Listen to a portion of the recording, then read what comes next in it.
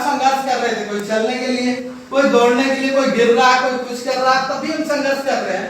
वहां भी वेस्टेज तो वेस्टेज है। आपको एनीबॉडी किसी भी कंपनी से लेकर के कोई भी वर्क XYZ पढ़ाई लिखाई है जो कुछ भी करना है, हर एक क्षेत्र में आपको स्ट्रगल करनी पड़ेगी। बिना संघर्ष के कुछ नहीं होता। जब तक न पड़े हथौड़े की चोट पत्थर भी भगवान नहीं होता। बिना संघर्ष के कोई महान नहीं होता है। Right sir? Yes sir. तो ये आ जाती है स्ट्रगल। आज हमारे साथ हमारे जितने लोगों को इनवाइट किया जाता है नहीं आते, क्योंकि उनको पता ही नहीं यार करना क्या है, लाइफ जीना क्या है। फिर भी वो संघर्ष कर रहे हैं। आज 500 की दाढ़ी के लिए अड्डे पे खड़े हैं या 300 की दाढ़ी के लिए खड़े हैं। वो सिर्फ 500 के लिए संघर्ष कर रहे हैं, सिर्फ पेट के लिए संघर्ष कर रहे हैं। वो 500 के लिए संघर्ष कर रहे हैं तो 500 पा रहे हैं। कोई 50,000 के लिए संघर्ष कर रहा है, 50,000 पा रहा है कि नहीं सर? कर रहा है ना? तो संघर्ष सबसे बहुत जरूरी है। बिना संघर्ष के किसी भी चीज में XYZ में सफलता आपको मिल नहीं सकती। उसके बाद आपको आती है U4। U से होती है अनकंफर्टेबल। अनकंफर्टेबल यानी आपको कंफर्ट जोन से बाहर जाना पड़ेगा। है राइट सर? कंफर्ट जोन से आपको बाहर जाना पड़ेगा। हम सोचे यार घर में बैठे ही हैं यार। मैं एक बात बताइए, हम एनीबॉडी और भी सब कोई कुछ न कुछ काम करते हुए, नौकरी करते हुए, पढ़ाई नौकरी वाला पैसा मिल जाएगा। क्या आप बिना स्कूल गए, बिना सब कुछ करे आप कर लोगे? नहीं करोगे। तो आपको क्या होता है, कंफर्ट जोन से बाहर जाना पड़ेगा। आपको उस प्रोसेस से गुजरना पड़ेगा जहां आराम नहीं है। वहां बैठ के तो पढ़ नहीं सकोगे। ड्यूटी जाकर के नौकरी कर रहे हो, वहां तो बैठ के नौकरी तो कर नहीं सकोगे। तो अनकंफर्टेबल यानी आपको आप कंफर्ट जोन को छोड़ना पड़ेगा, तभी आप जाकर के स्ट्रगल करोगे। फिर उसके बाद से उसमें जाते हैं। उसके बाद आ जाती है C4 कमिटमेंट। बहुत जरूरी है ना सर? बिल्कुल राइट सर। C4 commitment. देखिए आप लोग भी बोलते रहिए, यहाँ कोई प्रोफेशनल स्पीकर नहीं बैठा है सर, मैं सीख रहा हूँ और आप लोगों को वही चीज एक प्रैक्टिस कर रहा हूँ। ठीक है?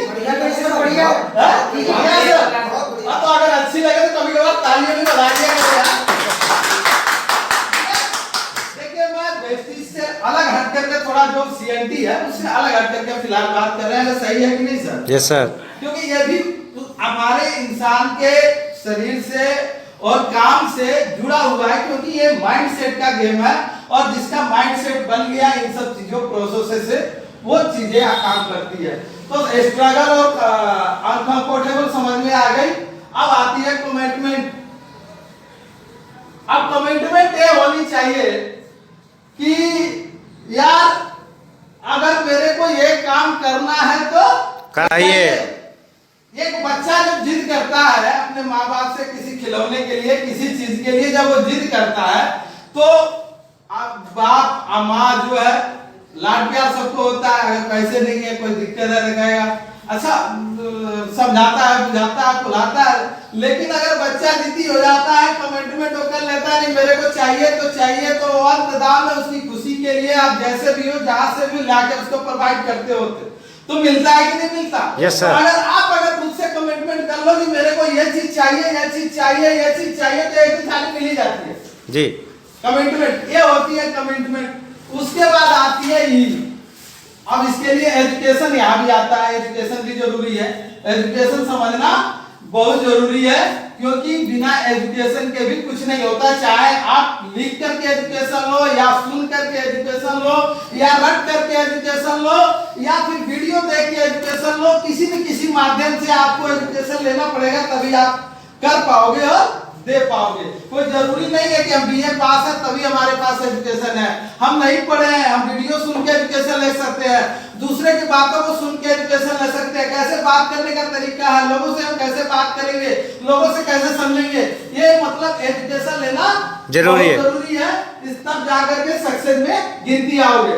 उसके बाद आ जाती है S4। यहाँ पे आती है, यहाँ पे भी आती है सिस्टम।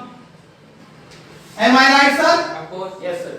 यहाँ पे भी आती है सिस्टम आती है। अब ये सिस्टम भी बहुत जरूरी है। जैसे कंपनी ने एक सिस्टम बना दिया ना कि इस सिस्टम को, सातों सिस्टम को आप फॉलो करोगे तो 100% माई का लाल नहीं है कोई सफल होने से रोक दे।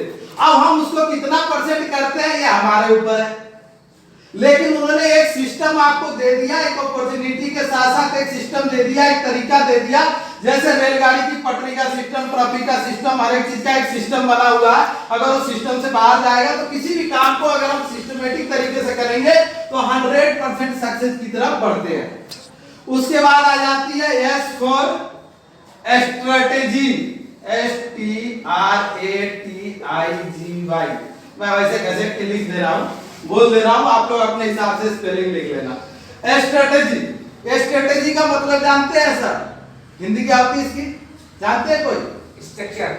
नहीं, स्ट्रेटेजी का मतलब होता है रणनीति। यानी रणनीति कहने का मतलब है कि आप इस प्रोसेस को तो कर रहे हैं, अब सक्सेस होने के लिए आप नीति कौन सी अपनाते हैं।